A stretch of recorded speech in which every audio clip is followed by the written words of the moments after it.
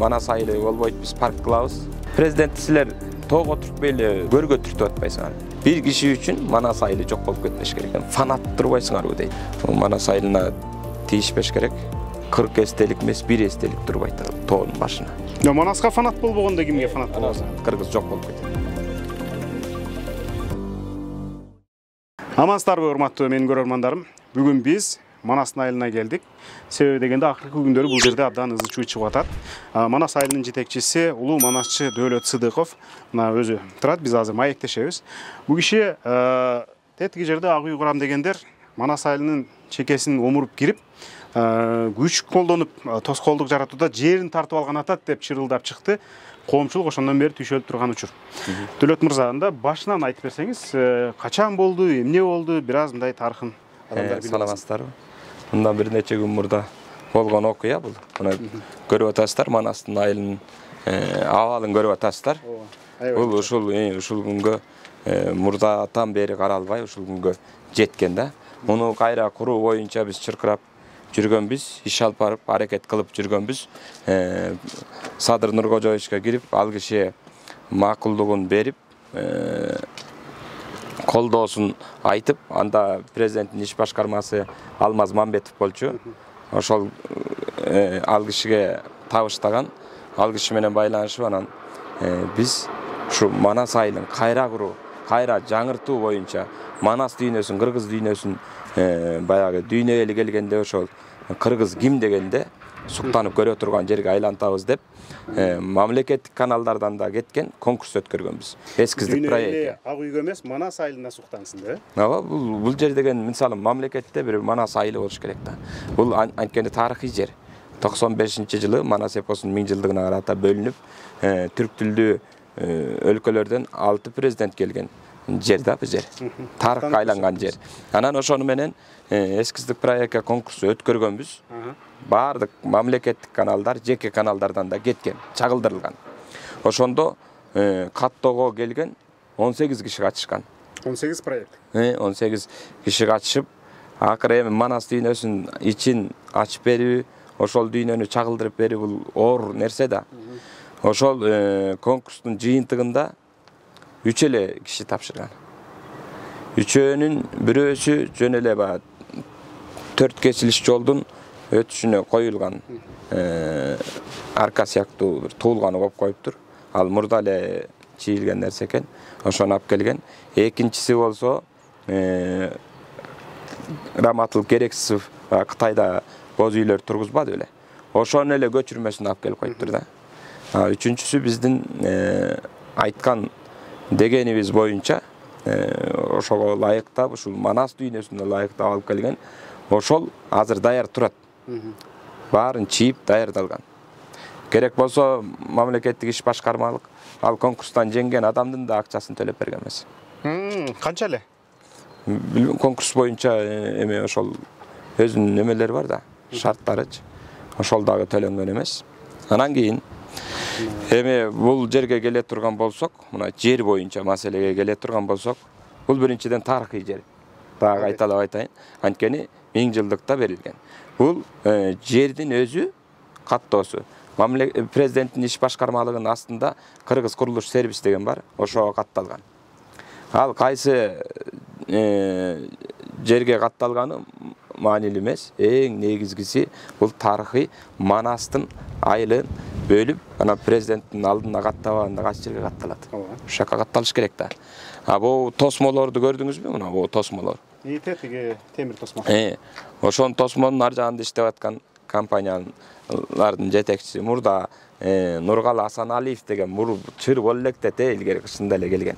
Кышында эле келгенби? Кышында эле келип деген. Бул кышын январдабы, декабрдабы? Ошо январь-декабрларда. Жаңы жылдын тегереги болчу. Так числосун айта албайм. Ошондо келип ал Нургал Асаналиев деген мурунтан тааныйм мен аны. Илгертен тааныйм. Ал киши келип мен сени тааныйм.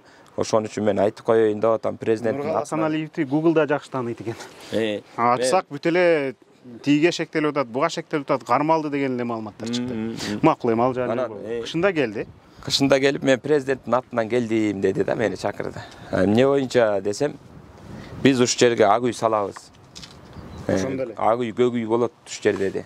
Анан мейли ак үй, көк үй болсо эмне үчүн келдиңиz? Десем, Манас айылынын артын Манас айылы болбойт, биз парк кылабыз. Тетиги жерге тамдарды салабыз, бийик тамдар салабыз. Тетиги ээн жер турбайбы? Кайсы?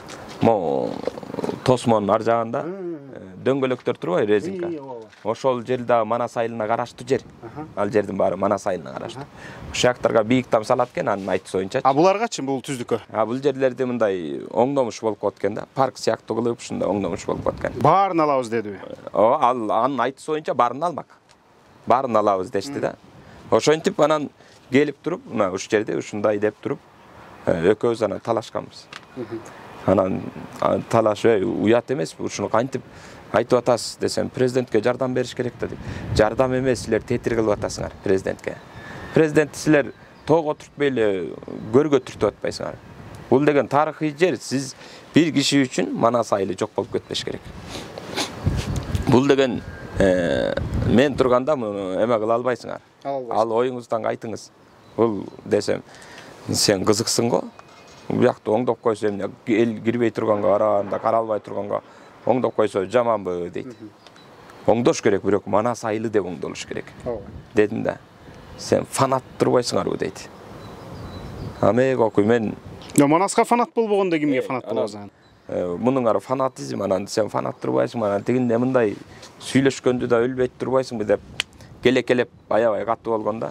Анан байке, сиз мындай кайсы жерди талашып атасыз, түшүнүп атасызбы? Сиз Манастын айылын жок кылам деп атасыз. Өзүңүз жок болуп кетесиз. Бул деген болбойт. Муну деген оңдош керек. Ошо жерде ак үйдү салсаңар, кошо салып койгула. Оңдоп койгула. Аябай сонун кылып оңдош керек. Бул талкаланган абалга келген. Анан силер кызыксыңар го, муну деген мынтип коебуз, тигинтип коебуз деген десем, сен кимсиң дейт. Мен Манас айылынын жетекчисимин. Деп ушуга чейин барганбыз да. Анан ошентип, ошону менен ал киши отурган жеринен колун шилтеп, аябай эмелерди айтты, мындай. Оз калгыс эмелерди айтты, кагынып, силкинип кетип калды да. Бир суроо, Нургал Асаналиев бир кагаз көрсөттү, ошо Нургал Асаналиев бул жерге мындай дайындалды деген. Же жөн эле келди. Анан мен айттым да, президенттин атынан келсеңиз анда жүрүңүз, президентке мени апарыңыз, жолугалы. Эгер ошондой болуп аткан болсо, президенттин өзүнө көзмө-көз сүйлөшүп алалы. Бул жөн эле президенттин атынан деп эле сизге окшогондор толтура келет. Ал туура эмес да. Болбосо сиз андан бир нече ай мурда эле президентке кирип жолуккансыз. Анан бул жерге мындай ушундай чийилген эскиздик проект бар. Мондай болгон, бул конкурс өткөн десе, анын мамлекетте акча жок. Ким салмак эле аны дейт. Акча жок экен, сиз кайдан билесиз десем, жок да мамлекет деген азыр мындай болуп атат дейт. Коррупционерлердин кармап мына канчасын кармап атат дедим. Ошондон 1-2 коррупционерди алып келсе эле салып коет дедим. Салып коет десем, сен эмне коррупционер экенин алардын билесиңби дейт. Мындайча айткандачы, анан эши кылып айтыш болгондо, анан билбейм, эфирден далилденип көрсөтүлүп аткандай, демек ошолордон алган нерсени эле салып койсо, ушуну Манас абалдын кейип ушундай абалга келишине мына ошолор күнөөлүү да. Ошолор күнөөлүү десем, анан кагынып силкинип алып кетип калган. Ал кишинин айтысы боюнча, кыскартып айтканда, ал кишинин айтысы боюнча, мына бул жерди парк кылып, буякты мындай кылып туруп, анан буякты там салып ушундай кылышмак да. Анан кийин өткөндө канчасы 10-нан кийин 12-синде келишти. Ага чейин мына могу жол турбайбы, өтмөк жол. Эстеликтин ар жагында жол турабы? Мына бу куруп аткан компаниянын өкүлдөрү келген. Келип туруп. Ким деген? Кимде экен, мен эмеге кеткем, Пахаронго кеткем. Бу жерге эмете албай калдым. Сезден өкүлдөр келген. Аткарчу директор келип, анан кийин аба сиз анда жолуга бериңиз, мен топурак салып келейин. Анан кийин мен келгенде такташалы десем, айтты, мына могу ушу жерден баштап сурашты булар. Могу жерден баштап ар жагын сурашты. Жолдон баштап тээти жагын, Тээт ар жака. Мен ушуну угуп алып эле шак эле бардым. Президенттин иш башкармасы Тилек Батыркановго бардым. Sizin kampanиядан келип алып ушундай деп атыптыр. Бул мындай болбойт. Бул деген тетиги жерден баштап могу жерге чейин жок дегенде мисалы 3 гектар жер болжолду көрдүңүзбү? Болжолду. Тетиги. Болжолду ушундай да, болжолду.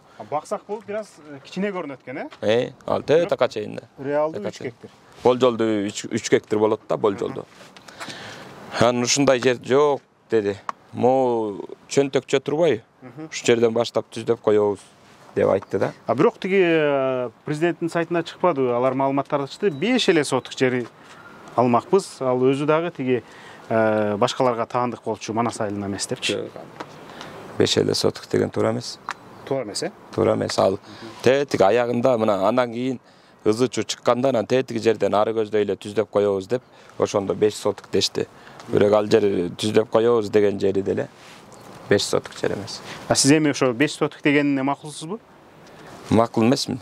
Анткени бул Манаска арналган тарыхый жер. Ушул жер Манаста эле калыш керек деп ойлойм да. Эгер мына ага чейин деле 2 гектар жери кирип кеткен экен мурдагы бийликтин убагында. Тетактан 1 гектар жер, бияктан 1 гектар жерди. Булар улам четинен эле бөлүп жарып кестирип алып келатышкан. Уламчы, четиненчи. Анан бул жерден дейт, эртеңки күнү да бул жерден дегенге эч ким кепилдик бере албайт да. Анан азыр айтып атпайбы? Жер президент Кыргыз курулуш сервисинин иш башкармалыгына таандык деп атпайбы? Ал деген атайын ошо жерге каттайт да, анан каттаба, а жерге каттабаганда анан кайсы жерге каттат Манастын айылын? Кайсы жерге каттамак эле? Президенттин көзөмөлүндө болсун жери. Болуш үчүн деп, ошентип катталат да. Анан ошол жерде турбайбы, анан өзү билет дегендин өзү туура эмес нерсе да. Эми бул президентке өзүнө жетсе, өзү кабардар болуп мындай Манас айылына тийишпеш керек. Президент бул боюнча пикирин билдире элек, бирок биз кечээ ушул теманын айланасында программа чыгаргандан кийин президент мен чет өлкө сапарга кетип атам, келгенде жооп берем деп атат да. Анын келгенде бул боюнча дагы жообун угабыз албетте. Бул Манас айылы азыр ушул турушунда сиздин колуңузда канча гектар? Азыр 9 гектардай жер. 9 гектар. Бул Бишкектин абасы таза, андан кымбат жери болсо керек. Бул жер деген эмне үчүн буга жанталашып атышат? Могу абалга эмне үчүн алып келген? Мурда ошол 30 жылга чукул карабай коюп, муну атайын алып келишкен бул жерге. Бул жердин 1 сотук эле $1 нече миң турат да. Ошон үчүн жанталашып тамдарды салганга бул жерде аракет кылып аткандар ошо да. Тигине тетиги жерде жаңы тамдар түшүп турбайбы? Тигине жапжаңы там салып балконда шейшептен бери илип коюштур. Мындай тамдарды ушул жерге салгысы келгендер эми 9 гектар деген жер кандай чоң микрорайон эле болуп калат өзүнчө. Бул жерге ушул жердин баарына ошо эме чийилген да. Бүт Манас айылы болуш керек деген ушул жерден келгенде бул жер мафиясы ошол жерге көзүн кызартып шилекей чууруп атат да. Ооба. Ошентип атат да. Сиз качан келдиңиз бул кызматка? 1 жылдан өтүп калды. Сизди ушул кызматка коюп атканда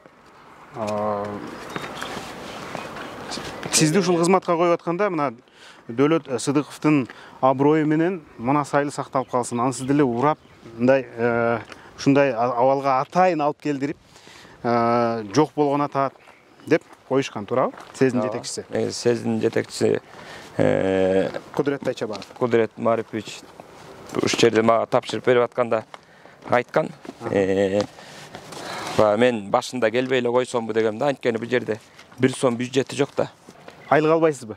Айлыкты ошо сез төлөп берип турат. Өзүндө Манас айылындачы.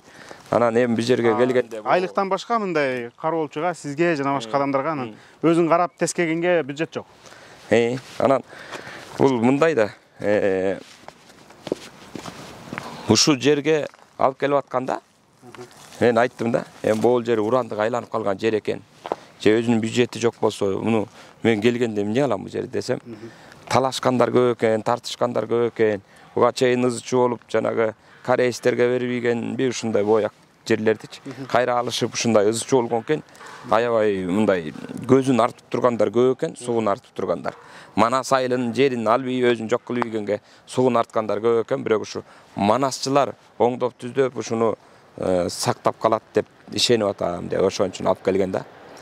Анан ошондо мен сактап кала турган болсом анда мен келейин деп ушуну келгем. Сөз берип келгенсиз. Негизи мына илгертен эле манасчылардын сөзү сөз болуп келген. Жөн адам манас айтпайт. Силер мына Кудай буйруса кийин тарыхта тиги Ысык көлдүн 7 акесиндей же башка умуктуу буга чейинки манасчыларда эле атыңар сакталып калышы керек, туурабы? Силер кандайдыр бир кыңыр иштерге кириптер болсоңор, тарых кечирбейт.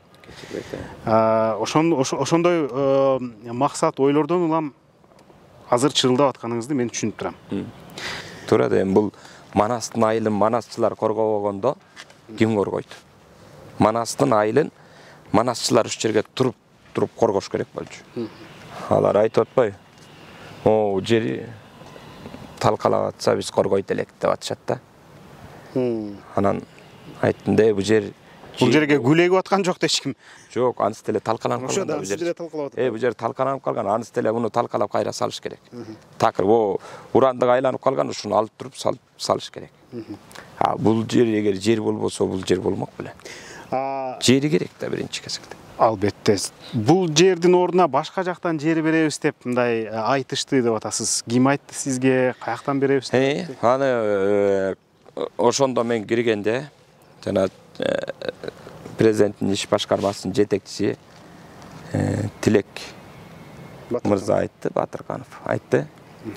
Биз жанагы чийген концепцияңардагы курула турган Манастын айылын дейт. Бас бөлтөккө көчүрөбүз дешти да. Бас бөлтөктү көрдүңүз беле сиз десем, жок дейт. 40 гектар жер бар экен дейт да.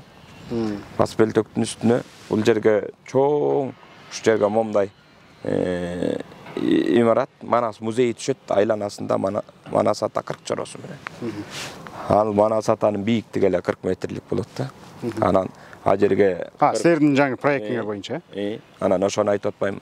Ал жерге деген бир 40 эстелик эмес, бир эстелик турбайт ал тоонун башына. Десем, жок, моякта Арашандын асты жагында ушундай бас бөлтөк деген бар дагы. Туунун өйдө жагында дейт да. Анан бирок аны көчүрөбүз дейт да, бирок муну курганга акча жок дейт. Тигини курганга. Кайра акча жок деп атат. Акча жок дейт. Анда эмнеге көчүрөсүңөр? Десек жок, муну деген кийин акча болгондо ошо биз жардам беребиз да, анан же көрсөтө турган документи да жок, мына депчи, кызыл китеби да жок, уш жерге курабыз деген китеби да жок, кагазы да жок. Жөн эле да ба, тилемизип коюп болуп атат да. Муну көчүрбөш керек. Муну оңдоп койгондо көрдүңүзбү? Мунун баарын көрдүңүзбү? Урандык айланган. Муну оңдош үчүн ушунун баарын алып туруп кайра куруш үчүн муну алгандан кийин кайра башка эле салган жакшы да. Мына мунун баары тең, мисалы Манас дүйнөсүнө жооп бербейт, муну айтып келгенбиз. Ошол убакта кезинде жакшы болсо керек. Бирок азыр караңызчы, булар эмнени түшүндүрөт? Дүйнөнү символдор башкарат дейт. Манас атага, кыргыз ата-бабаларыбызга тийиштүү нерселер туруш керек туруш жердечи. Ама түшүнүксүз нерсенин баарын алыш керек. Дөлөт мырза, анан сиз видео да чыгарбадыңызбы 12 апрелдечи? Анан телефонуңарды тартып алып, зомбулук көрсөтүп, күч колдонду дедиңиз. Кимдер ошентти? Кимдер манасчыга кол көтөрөт? Могу жерде аңды каздырып атканда жанагы торлорун алып салган аз келгенси, эртеси кайра фундаменттеринде каздырып, бери көздөй кирип келаткан кичине аңча турбайбы? Ошону казып атканда биз барганбыз. Ошондо барып, анан тартып аткан жигит биздин жаныбызда. Тартып аткан жигитти ошол Дамир Асылбек уулу колун кайрып, күч колдонуп эле жулуп алды. Тиги жанагы Марат Турсунбеков деген. Ал болсо тиги биз бул болбойт, бул мыйзамсыз кирип атасыңар, кагазыңарды көрсөткүлөчү десек, силер кимсиңер дейт. Анан мен деген ушу Манас айылынын жетекчиси болом десем, жетекчиси болсоң эмне кылайын дейт. Эмне сурап атасыңар анда? Өзүңүз ким болосуз десем, мен өкмөттүн өкүлүмүн дейт. Өкмөттүн өкүлү болсо эле эмне күч колдоно бериш керекпи? Кагазыңызды көрсөтпөйсүзбү десем, кагазды сен өзүң кагазың жокпу дейт. Ай, биздин чекке Дагы жылдашуу болгон турбайбы? Биздин чекке силер кирип атпайсыңар. Анан биз эмне үчүн кагаз көрсөтөбүз? Силер көрсөткүлө да десем, бар иш башка бар дагы ошол жактан алып ал кагазды дейт. Макул Турсунбековго ушул административдик имараттарды куруу боюнча дирекцияны башкарат экен. Дамирбек Асылбек уулу ким экен, ал кайсы кызмат менен келди бул жерге? Билбейт экенмин, ошол экөө чогуу экен. Чогуу жүрүштү. Ошентип тиги баланын телефонун алып туруп, баарын неме кылып койду, өчүрүп койду. Анан бул жерге курула турган жанагы жаңы эскизди айтып атасыз да? Баасы канчалык, канчага түшөт? Анан тийиштүү органдар эме эсептеп чыгыш керек аны. Эсептеш керек. Баана канча болорунчу. Бул ошол конкурс өтүп, конкурстан жеңген ошо эскиздик проект даяр. Азыр мындай бир суроолор дагы тилекке каршы түшүп калат. Эми эмне үчүн Манас эле дей беребиз? Тиги бу дегенче мен аны айткым да келбейт. Анан Манастын маанилүүлүгүн мен түшүндүрүп бере алмакмын, бирок сиздин оозуңуздан уксак таасирдүү болот деп ойлойм. Эмне үчүн кыргызга Манас маанилүү? Эмне үчүн биз Манастын ушул таламын талашып, Манас дүйнөсү болсун, Манас ааламы болсун, айылы болсун деп келатабыз. Мындай да, биз ар бир мамлекеттин өзүнүн ыйыктыгы, улуктугу болот да. Ошон үчүн эл, ошон үчүн журт. Биздин таянган өзөгүбүз, өсөрүбүз бул Манас. Биз могу жер Манас атабыздан калган жерде турабыз, биринчиден. Экинчиден, Манас атабыздан калган калпакты кийип турабыз. Үчүнчүдөн, Манас атабыздан калган тилден сүйлөп атабыз. Төртүнчүдөн, биздин төрөлгөндөн өлгөнгө чейинки ырым-жырым, каада салт, үрп адатыбыздын баары Манастан калган. Эгер Манасты алып салса Кыргыздан бөлүп, анда кыргыз болбой калат, кыргыз жок болуп кетет. Ошол баардык нерсесин кыргыз ошо Манаста сакталып калган. Керек болсо ошол аштагы көчкөндө кандай болуш керек, эркек кандай болуш керек, аял кандай болуш керек, кыз кандай болуш керек, бала кандай болуш керек, ата-эненин ордук аякта болуш керек, ошонун баары тең Манаста айтылып, ооздон оозго сакталып келген. Ошон үчүн биз эгемендүү өлкө болгондо бүт дүйнө жүзү келип, ушундай эл экен деп, оондон бери, башка улуттардан бери келип туруп, анан тааныган, бизди кыргыз деген эл экен деп тааныган. Ушу Манас аркылуу. Манастын 1000 жылдыгы менен биз дүйнөгө чыкканбыз. Ошонун урматында ушул жер бөлүнүп берилген Манаска. Эми бул биздин өзгөрүп алгыс конституциябыз да. Ооба да, ошого ушул Манас атабызга кичинекей бир алакандай биз жер берип атсак, ошол жер эми өзүнө буйрубай калса кандай болот? Бул биз Манас атабыздын урпагыбыз десек, анда ушул жерге көз артпай эле, жаман сөз айтпай эле, ушул оңдоп, түздөп, жакшылап салып туруп коп коюш керек да. Манас айылы салыныш керек. Ушуну айта алам да. Манас айылы салыныш керек. Көрдүңүзбү, урандуу болуп калган. Бул 30 жылдан бери каралбай отуруп, ушул абалга келген. Ошон үчүн ушул айылды салып койсо, мисалы канча ичип жегиштер чыгып атат. Өзүңүз деле казып чукуп чыгарып атасыз көбүнө. Эмне үчүн ошолор жеп кеткенге акча табылат, анан Манас айылын салганга табылбай калат. Сөз эмес бекен, коррупционерлер жегенге акча бар, Манастын айылын салганга акча жок дейт. Бале, ушул сөз менен жыйынтыктайлы, Маегөз, сизге чоң рахмат. Буюрса, ушул жерде жаңы комплекс курулганда сиз менен ушинтип амандашып кол алышалы. Биз менен улуу манасчы, Манас айылынын жетекчиси Дөөлөт Сыдыков болду. Мен аты-жөнүм Али Токтакунов. Биздин каналга жазылыңыз. Эл көйүндөгү маселелерди козгой бергенди улантабыз.